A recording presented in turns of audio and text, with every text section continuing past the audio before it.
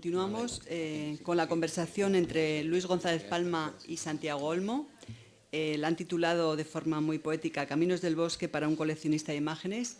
Luis González Palma es uno de los artistas, desde mi punto de vista, más interesantes e importantes de Guatemala, con un trabajo absolutamente personal, ajeno siempre a las corrientes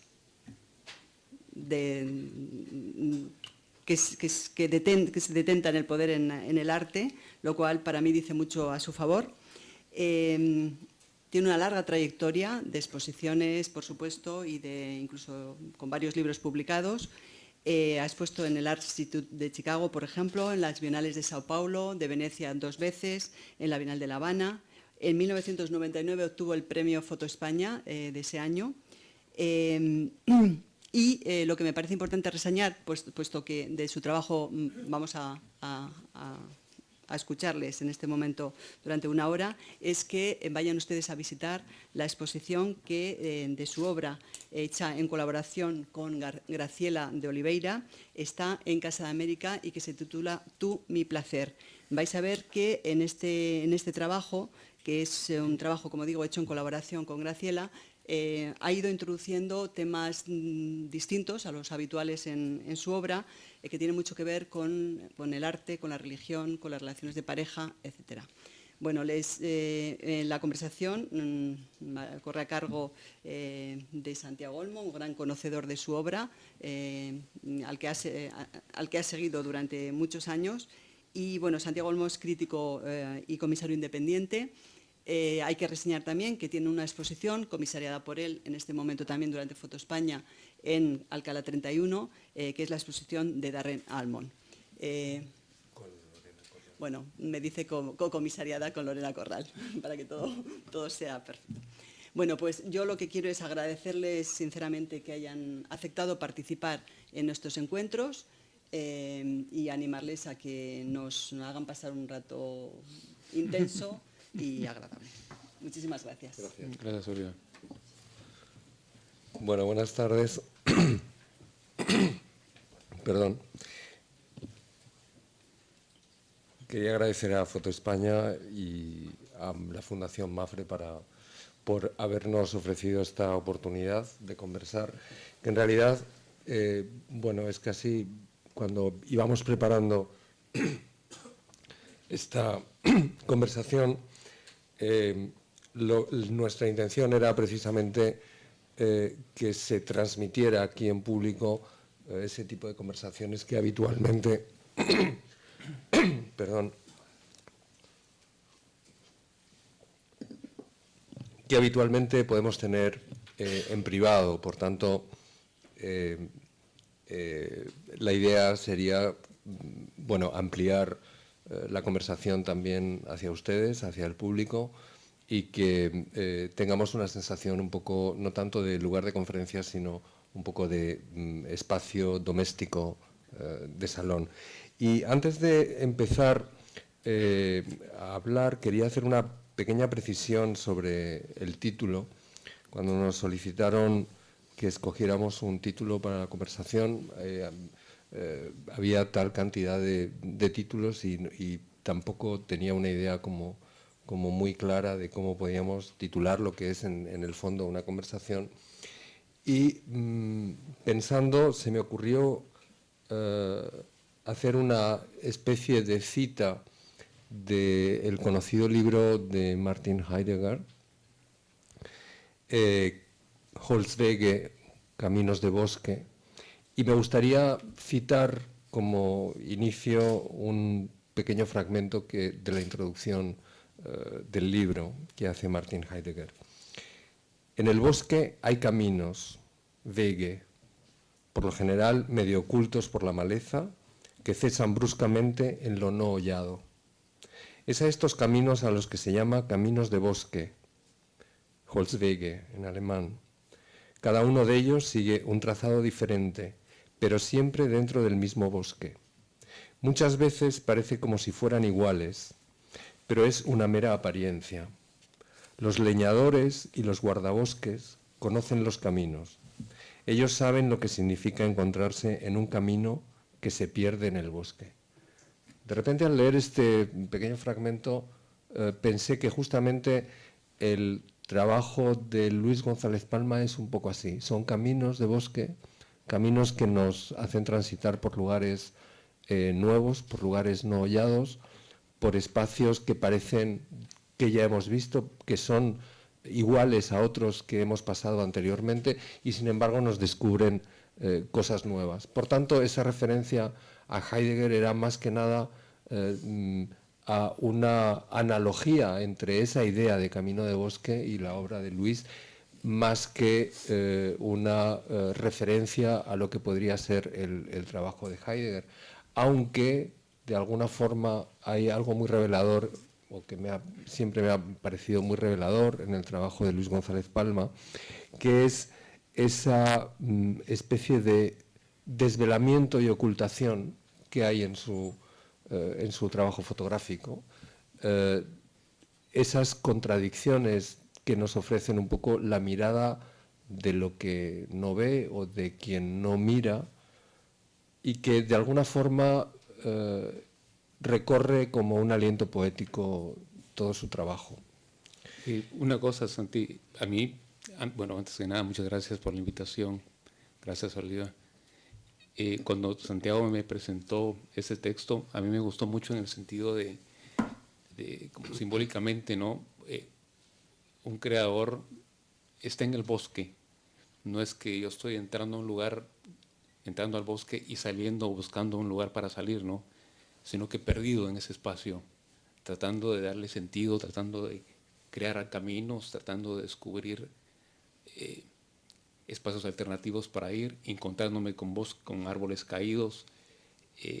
Como referencia me parecía muy interesante en el sentido de la práctica, ¿no? La práctica en el sentido de estar en un espacio en donde de alguna forma estás medio perdido, ¿no?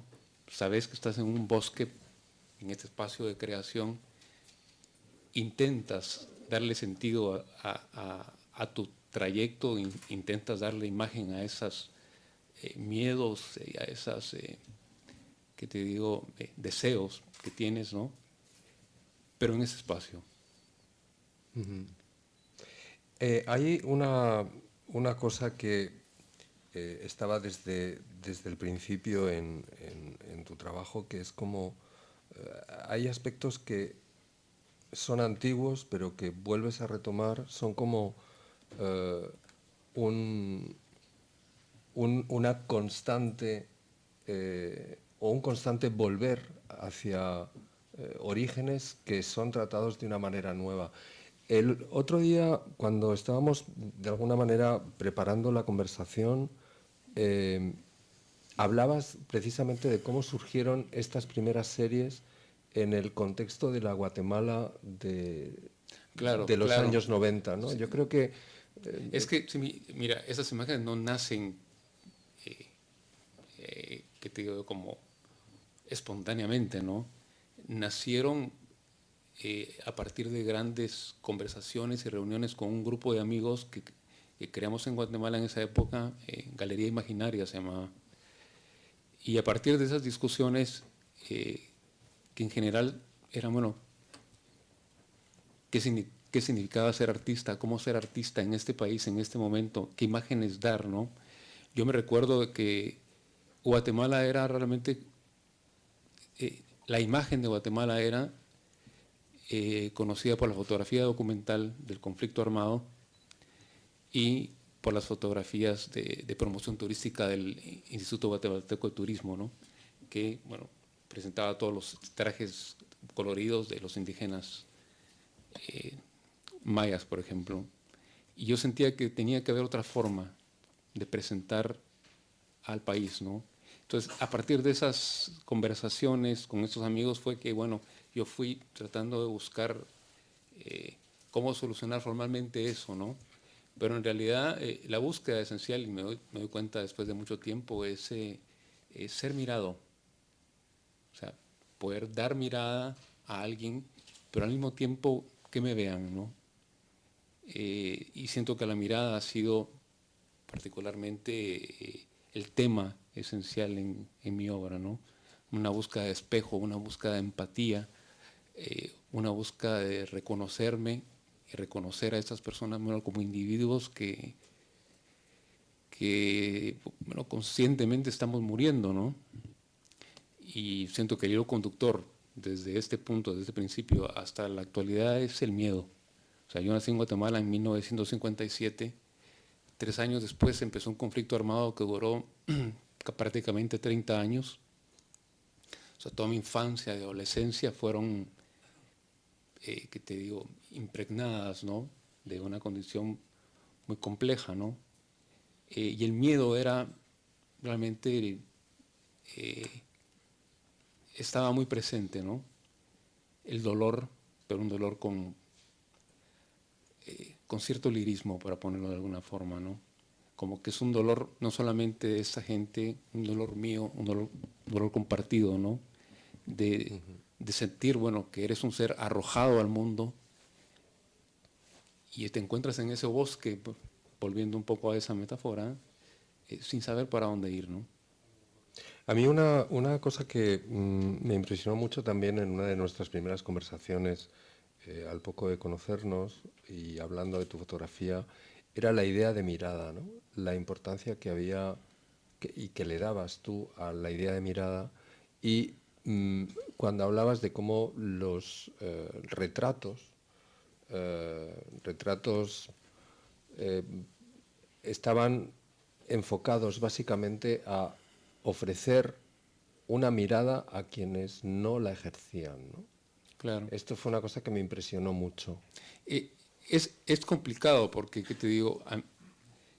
Esto puede leerse de alguna forma como victimizar al modelo, por ejemplo. Y a mí no me interesaba entrar en ese tipo de criterios o en ese tipo de conceptos, ¿no? Sino más bien en darle mirada a esta gente, pero darme mirada también a mí mismo, ¿no? Y al mismo tiempo sentir, pienso yo, ¿no?, al tomar todas esas fotografías de mujeres tristes, transmitir una cierta fascinación hacia la mujer triste. Volviendo un poco a las cosas que hablaba Laura, ¿no?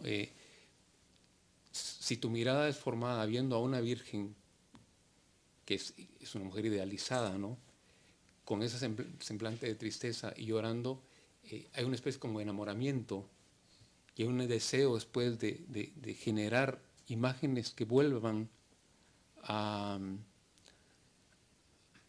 hacerte vivir de cierta forma, ¿no?, esa experiencia. Esa experiencia, bueno, que en Guatemala, Luis de León, tú has leído, por ejemplo, es una constante en muchos guatemaltecos, ¿no? Ese deseo a la Virgen, ¿no? Sí, en un momento comentábamos también cómo la mirada, o tu mirada, se había ido educando también en las iglesias, ¿no?, a través de las imágenes del barroco guatemalteco, del barroco antigüeño, y cómo esas imágenes habían formado una manera también de percibir y, bueno, y de realizar asociaciones, ¿no? Claro, es que mis museos, bueno, mucha gente que ha hablado conmigo, y tú también lo sabes, mis museos fueron las iglesias, ¿no? Aparte de todo, mi nombre es Luis de Jesús González Palma. Eso tiene mucho que ver. Porque te marca, tu nombre te marca. Yo me acuerdo que yo estaba haciendo psicoanálisis por mucho tiempo, lamentablemente ahorita no, pero lo hacía con un psicoanalista en Buenos Aires, un tipo extraordinario, ¿no? Y un momento a él le hacen una entrevista, su nombre es Norberto Maruco, y le preguntan por qué es usted psicoanalista, y él le contesta, porque quiero saber por qué me llamo Norberto. Entonces, cuando de un momento yo le digo, mira, yo me llamo Luis de Jesús, él entendió perfectamente. Todos los traumas y todos los fantasmas, ¿viste?, que están ahí. Entonces, la religión está metida, obviamente, por ese lado, por el Luis de Jesús, ¿no? Y por otro lado, por el reinventar esas primeras imágenes que a mí me motivaron mucho, ¿no? porque las imágenes no son, tienen una potencia y una fuerza, hablo de imágenes, no hablo de fotografía, inmensa, y realmente todo mi trabajo ha sido, bueno, generar un diálogo hacia toda esa experiencia, ¿no?, de un niño observando estas imágenes. Y como tú conoces bien Chichicastenango, por ejemplo, es un lugar que para mí es delirante porque la gente llega a rezarle a unas imágenes que están ahumadas, que ya no se ven. O sea, la experiencia son unos como rotcos, diría. Sí, cuadros negros. Con colores cuadros negros. O sea, y esa veladura, esa relación sagrada con lo abstracto, por ejemplo, está presente en mi trabajo prácticamente en diferentes puntos, ¿no? Y en ese sintetizar o velar ciertas partes, ¿no? Entonces, eso es para mí, digamos, las fuentes emocionales de mi trabajo, ¿no?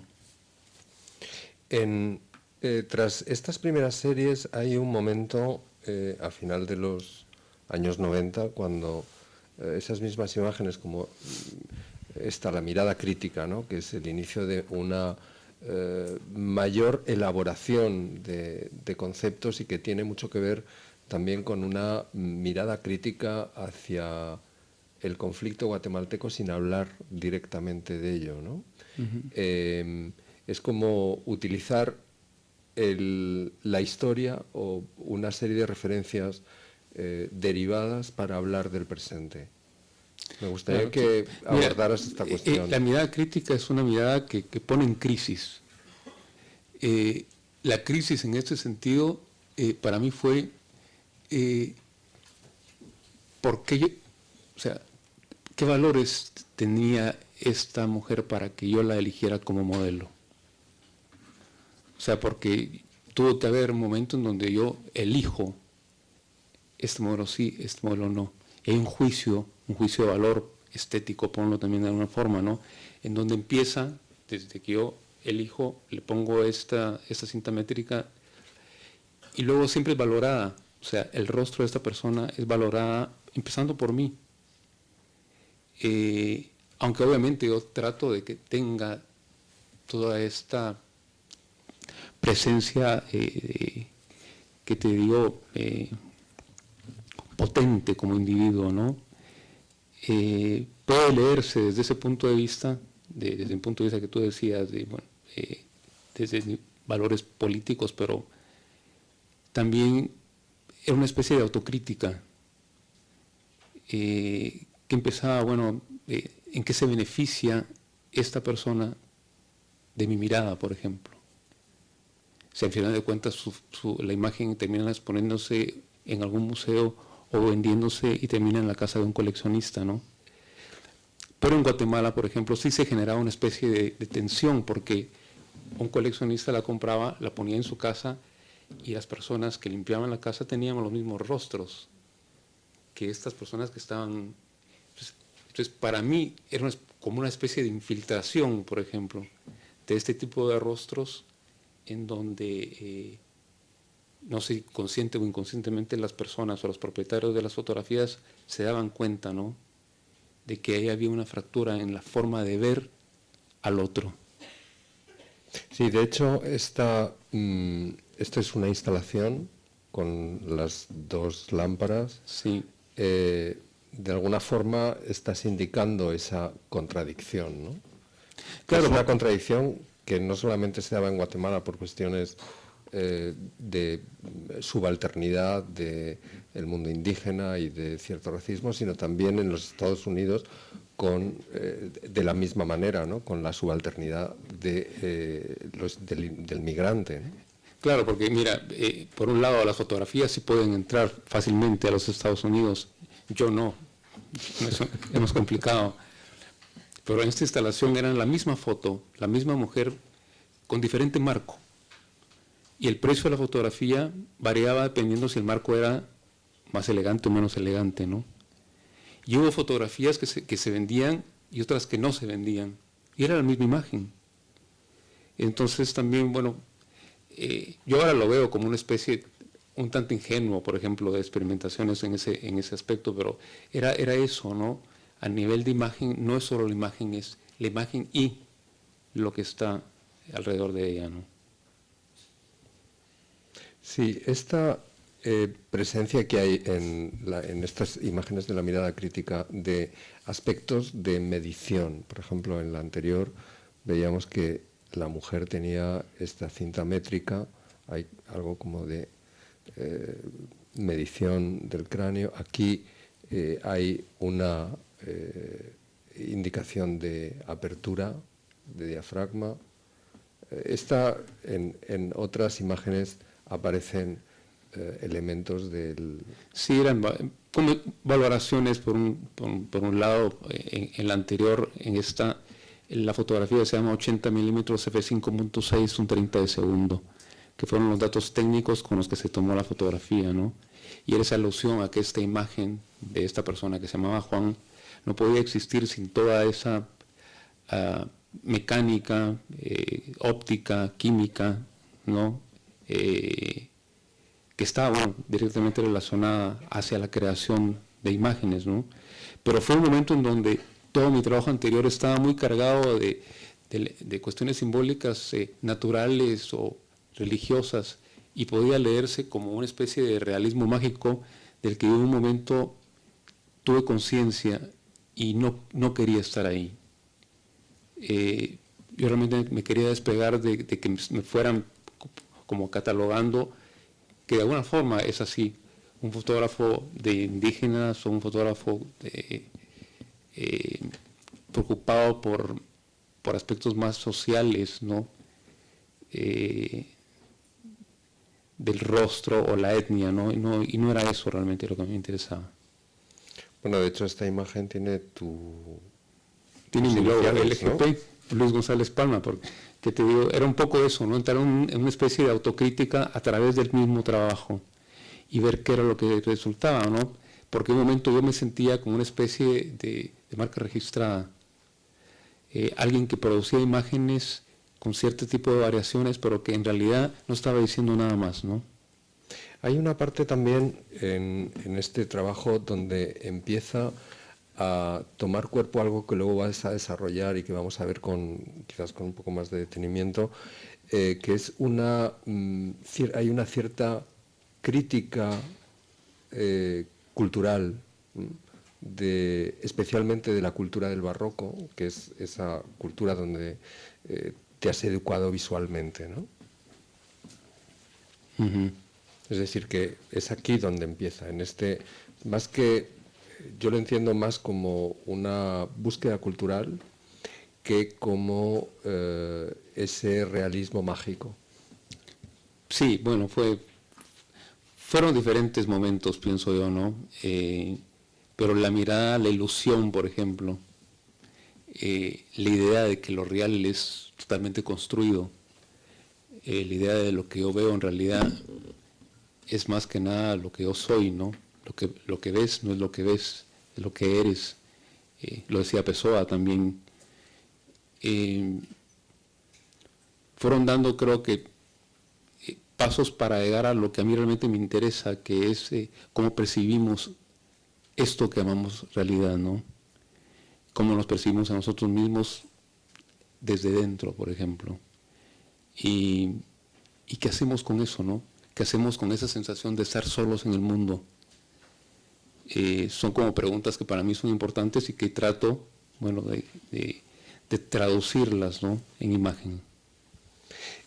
Antes de proseguir, hay una cuestión que es conocida en Guatemala, pero que fuera de Guatemala es menos conocida y que a mí me parece también muy relevante para entender el peso de tu trabajo, y es que tu participación junto a otros artistas, arquitectos, cineastas, primero en la Galería Imaginaria y posteriormente en Coloquia, que ha sido fundamental para articular una escena artística y de la que han salido muchas cosas. ¿Podrías hablarnos, aunque fuera brevemente, con más precisión, de lo que fue Galería Imaginaria primero y Coloquia después?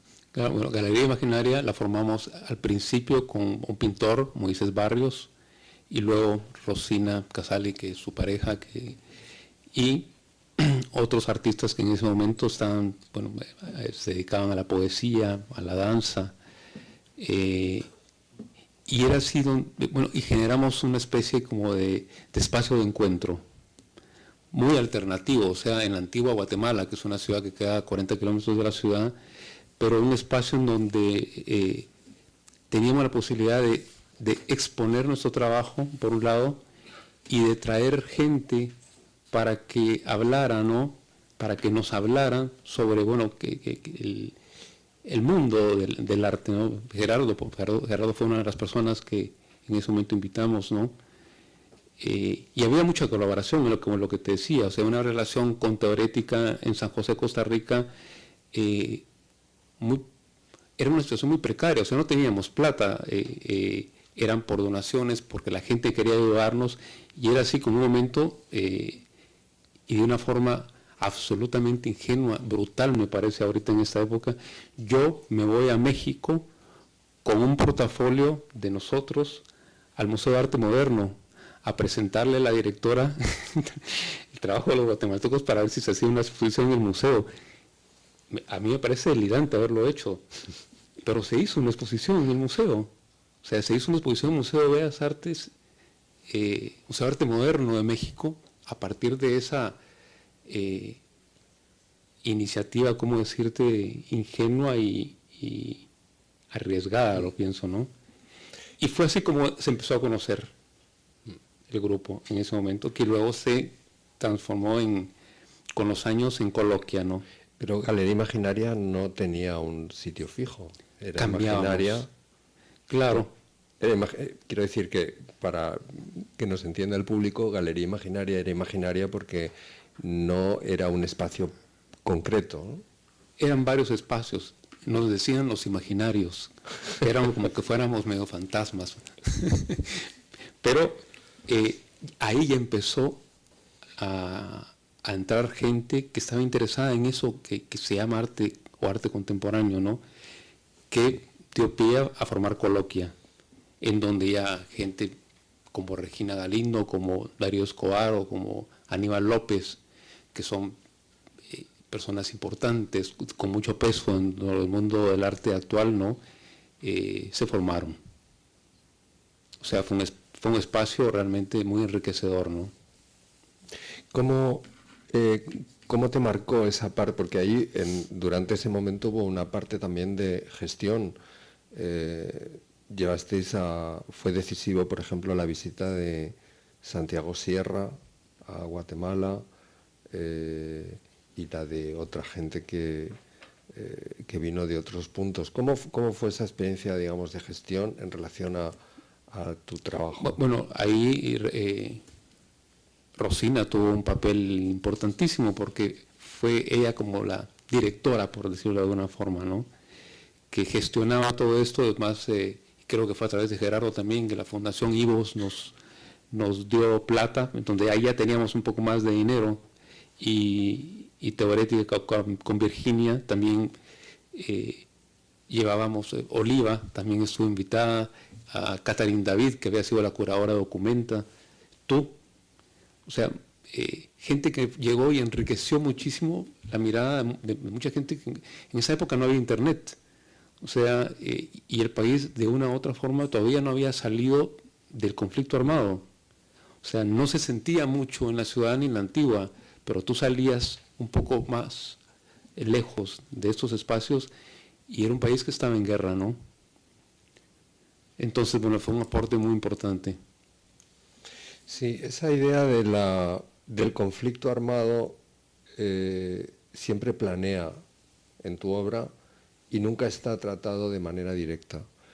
El otro día, mientras estábamos revisando las imágenes, por ejemplo, veía incluso con ojos nuevos imágenes como estas, ¿no? Como Letanías con Ángel, donde de repente me hizo pensar en todos los documentos de la policía que se han que han salido a la luz hace poco.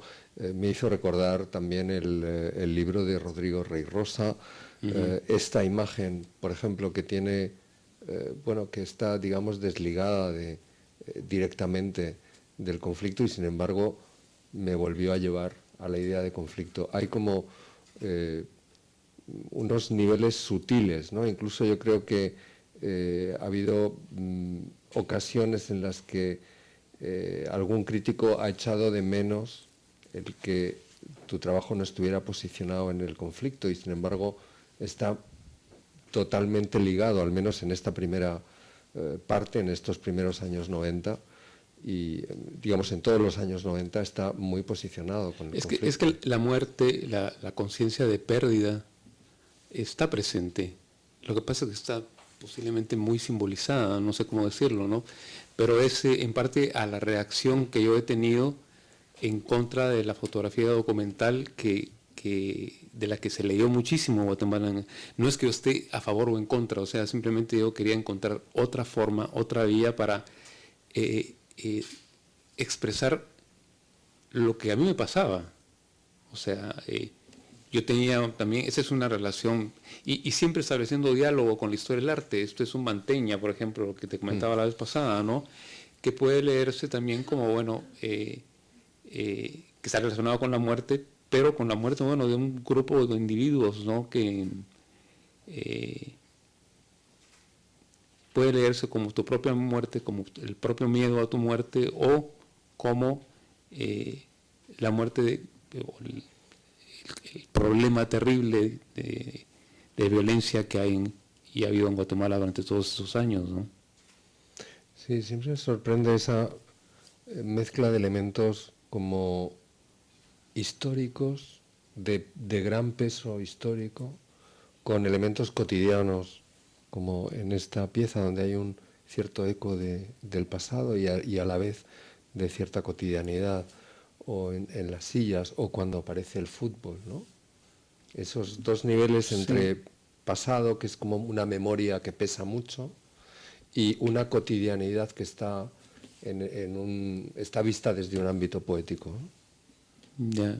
Sí, yo creo que son como representaciones de ausencias, de mundos desmoronados, de espacios que te digo, sillas en donde no puedes sentarte, por ejemplo. Guatemala, y lo dije hablando una vez con Gerardo, es un lugar sin reposo, es un lugar que no te permite el descansar de alguna forma, ¿no?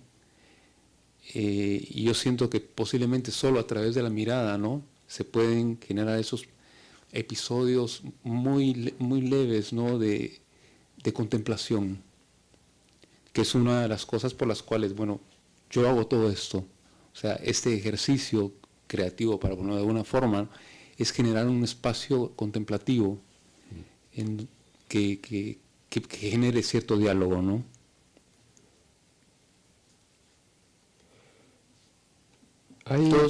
Sí.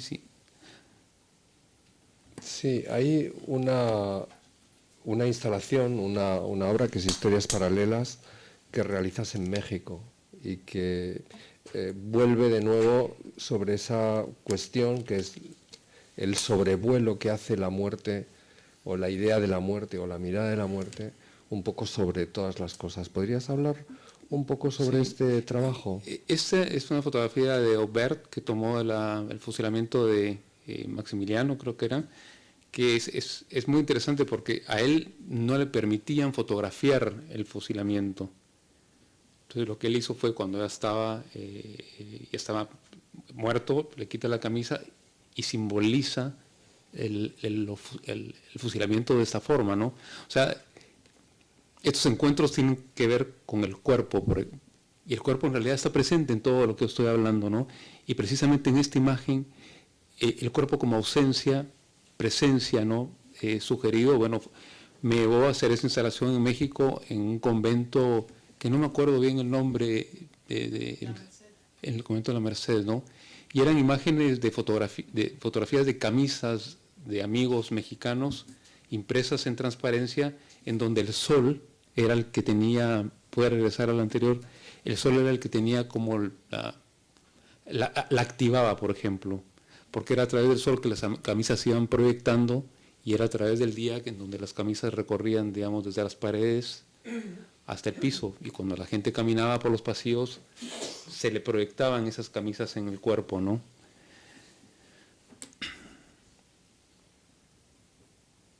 Pero fue a partir de la camisa de Hubert del fusilamiento de Maximiliano, ¿no? Bueno, fue a partir de la foto de la camisa. Foto. Eso es importante. Claro, claro. Pero no es tanto la camisa como la representación del fusilamiento a través de la camisa, y que es una foto. Es así. Y la representación de la violencia, porque eso era un poco lo que yo quería transmitir, ¿no? Toda la asociación entre las camisas era a ese espacio de violencia, de muerte. Era todo el patio.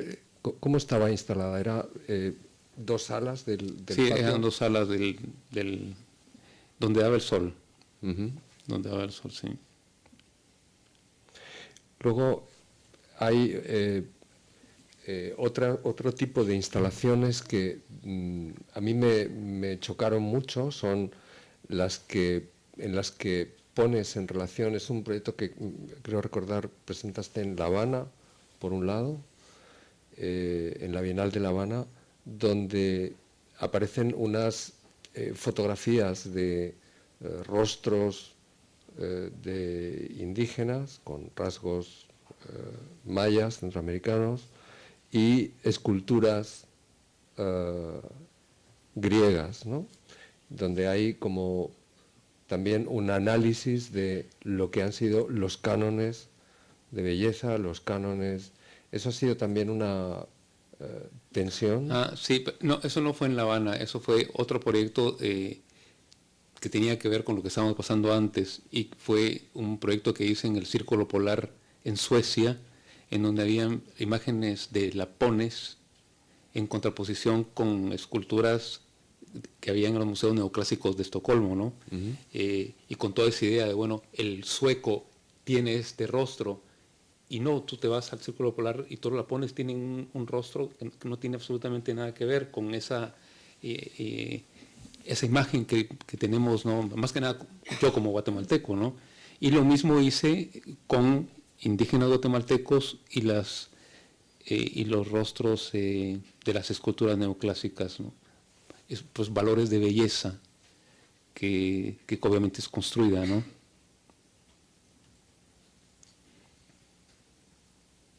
Eso fue para la Bienal de San Pablo, que tiene que ver con lo que tú decías del fútbol y la violencia también. ¿En qué asocias el fútbol y la violencia? ¿Cómo estaba asociado en este caso? No se nota muy bien, pero las imágenes que están más alejadas es la imagen de un cráneo que tiene exactamente la misma forma que la pelota desinflada, ¿no? En esos momentos estaban las dos una encima de otra y en un momento estaban separadas, pero cuando le ponías atención te das cuenta que era un cráneo visto por atrás, ¿no? Que tenía, entonces esa asociación a nivel de forma era lo que generaba bueno, de vuelta, ¿no? El mismo tema que estamos hablando ahorita. Sí, aquí es donde se ve. Aquí se ve mucho más claro, sí.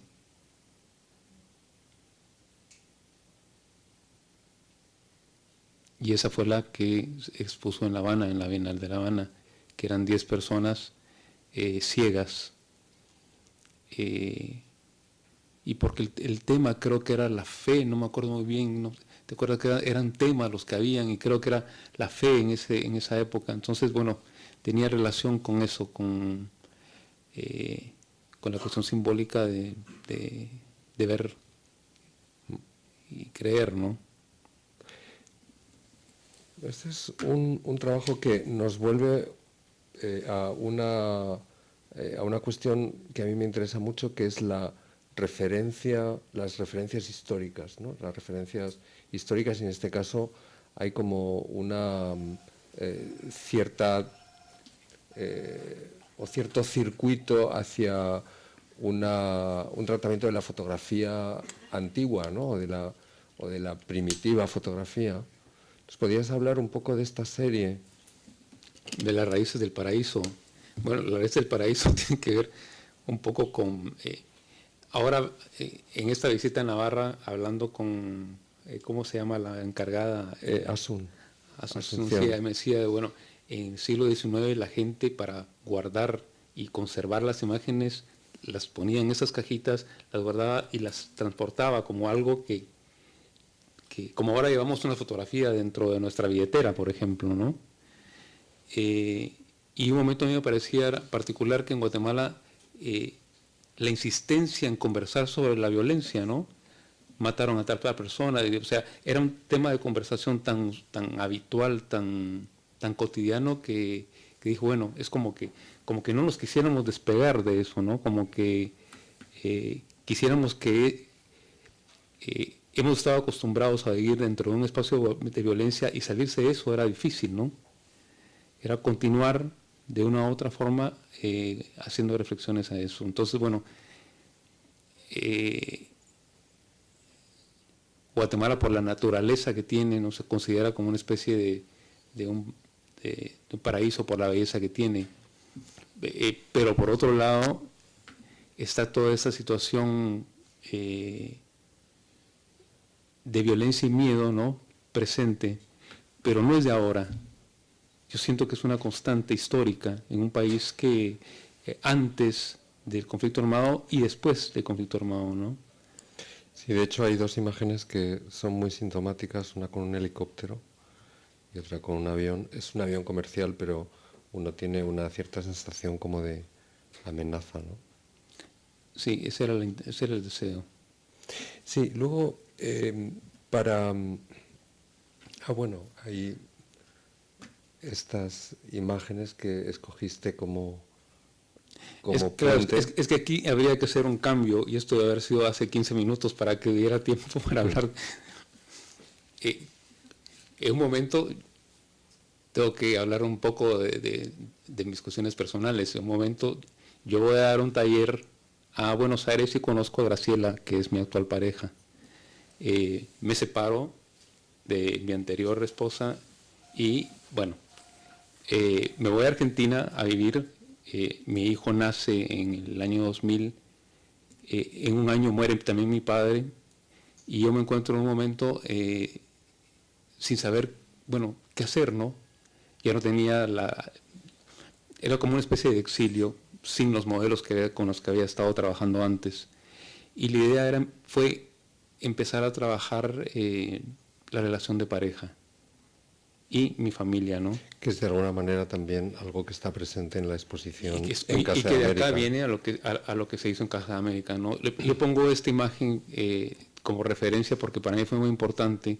Cuando yo conocí esta imagen, y me acuerdo muy bien, ¿no?, que yo le hablé a mi psicoanalista, le dije, se llama Amantes, le conté, eran dos relojes de plástico que iban al mismo tiempo en un momento, según Félix González Torres, la pila de uno dejaba de funcionar en relación a la pila del otro y empezaban a los segunderos a estar no al mismo tiempo, ¿no? Y me acuerdo bien cuando mi psicoanalista me dijo, en ese momento son amantes perfectos, en el momento en donde no son, no siguen la misma. Uh-huh. Y para mí fue como una especie de decir, como cuando entiendes algo que estaba presente pero que no lo habías logrado entender, y esa obra siento que tuvo la capacidad, esta y la que sigue, que es esta de Juan Muñoz, ¿no?, de esa conciencia de estar hablando con tu propia sombra, ¿no? Todas estas relaciones que tú tienes con uno, con el otro, al final hay una inmensa incomunicación y una conciencia de soledad muy fuerte también, ¿no? De hecho, lo que es muy interesante es que en Argentina empezáis a trabajar juntos. Sí. ¿Cómo ha sido ese proceso de trabajo que de alguna manera está resumido en la exposición?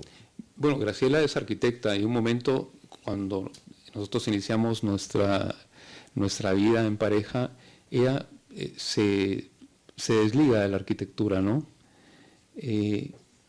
Más empieza a ser una relación de cuidar a los niños, entre los dos, ¿no? Cuidar a los niños y Y en un momento yo le pido, mira, ¿por qué no me ayudas? Y le pones hagamos una cosa juntos y tú le puedes ponerlos, porque ella escribe muy bien y a mí me gusta muchísimo cómo escribe. Y empieza poniéndole los rótulos, los títulos a las imágenes. Luego, y eso sigue en un proyecto después, ella, yo como le doy a ella toda una serie de negativos que había tomado, y ella elige con qué negativo quería trabajar y poner un texto, ¿no?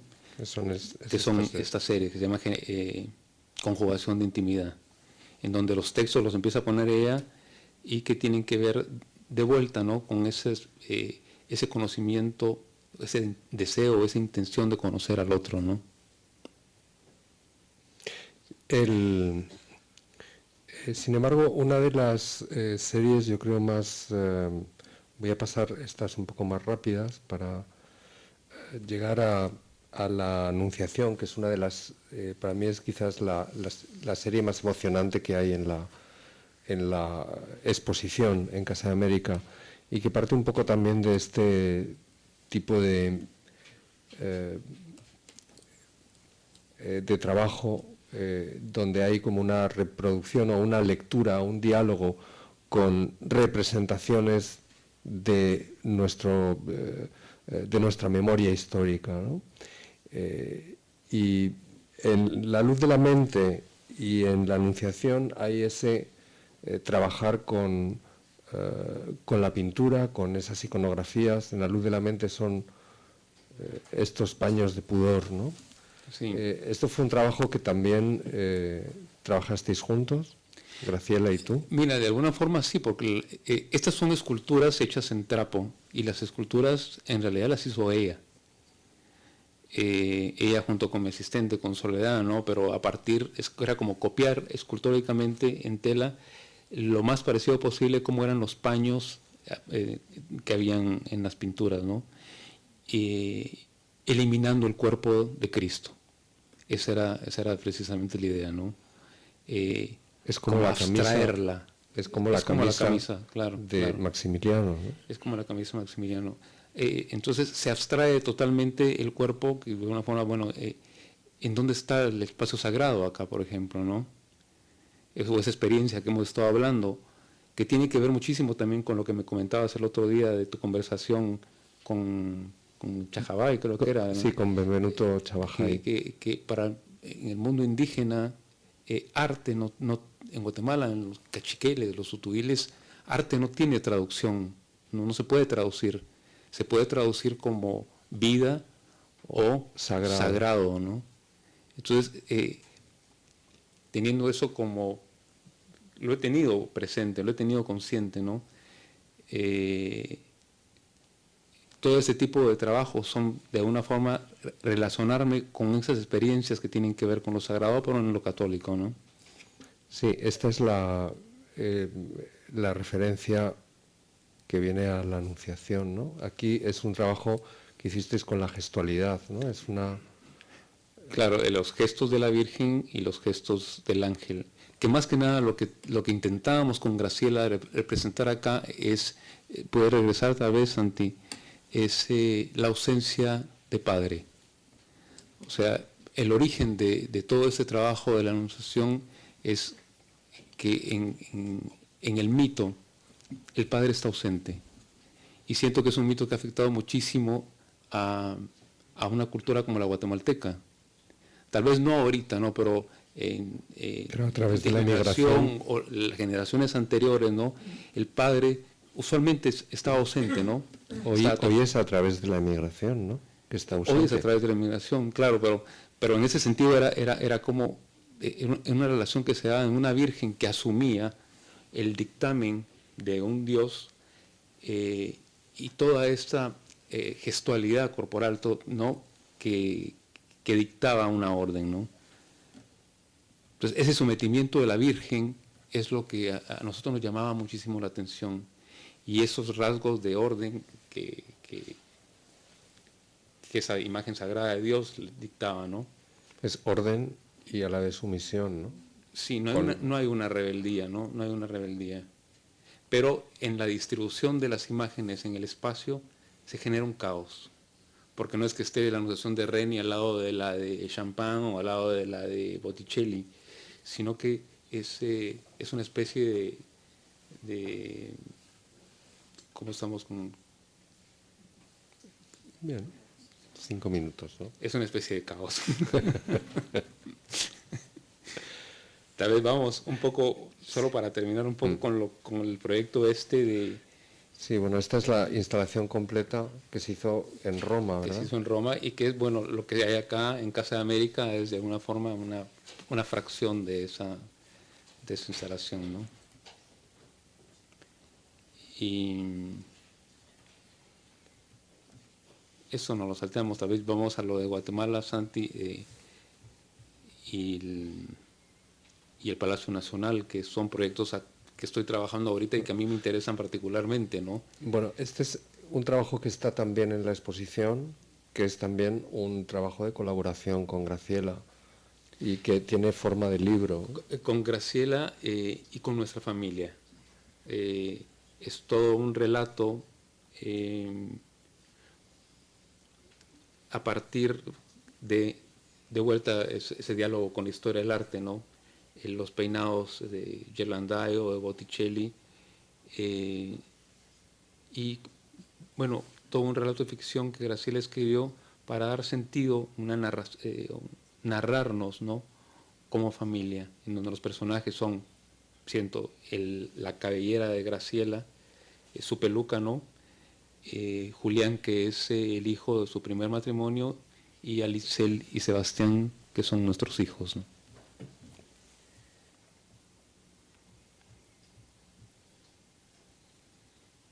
Es que hay mucho trabajo, la verdad, sí. Es que hay mucho trabajo.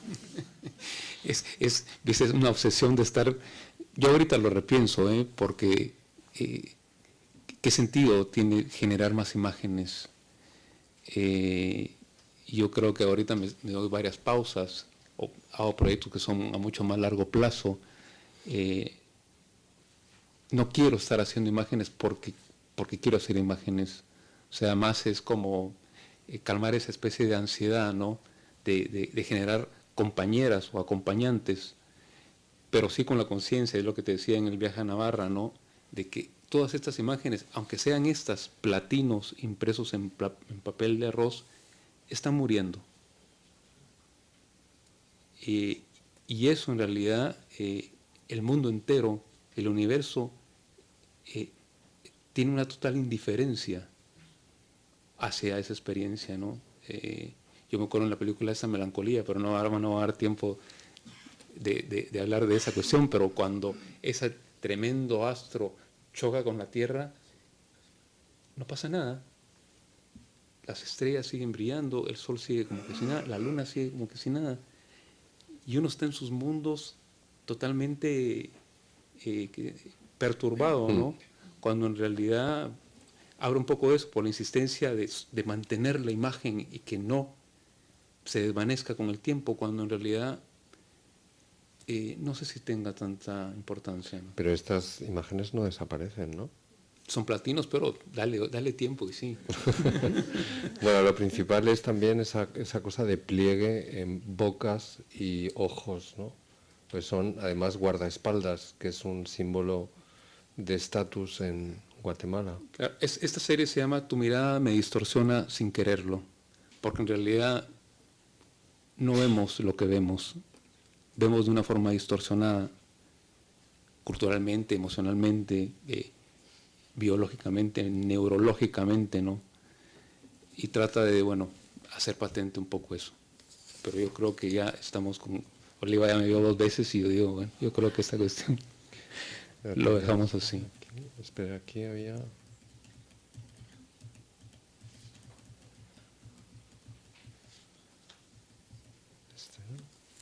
Este era el que querías... Sí, pero yo creo que lo dejamos para la próxima. Pero este es un proyecto que está...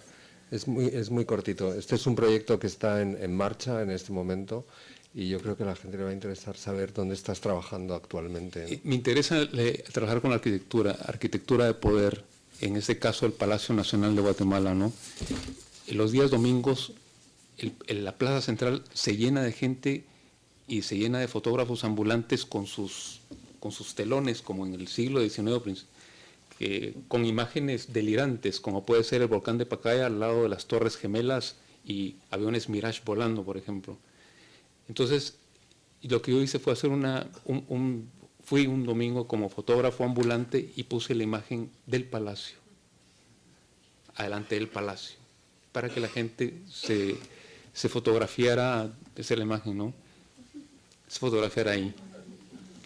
Entonces, la pregunta era, bueno, ¿cuál es el palacio? ¿O es la imagen del palacio? ¿Cómo te relacionas con esas imágenes? Y la necesidad de esa persona de ser parte, de pertenecer. O sea, yo les regalé a todos una foto y ellos accedían a eso, ¿no? Entonces, bueno, fue un proyecto que empecé con el Palacio Nacional y luego continué, aquí no se nota muy bien, con la Catedral Metropolitana en Guatemala, que tiene de fondo un centro comercial, un shopping, como dicen en la ciudad de Guatemala, ¿no? En donde la gente que se fotografía ahí no conoce el centro, no conocen la catedral, nunca han ido al centro porque se mueven dentro de un área de la ciudad que está muy protegida y en donde, bueno, vive cierta clase social, ¿no? Eso es un delirio, eso que ven acá es una especie de teatro que es la réplica de un teatro que queda en otra ciudad, en Xela, y que sirve de centro de convenciones dentro del shopping center ¿no? Bueno, muchas gracias. Yo creo que ya nos pasamos. Muchísimas gracias a todos. Gracias.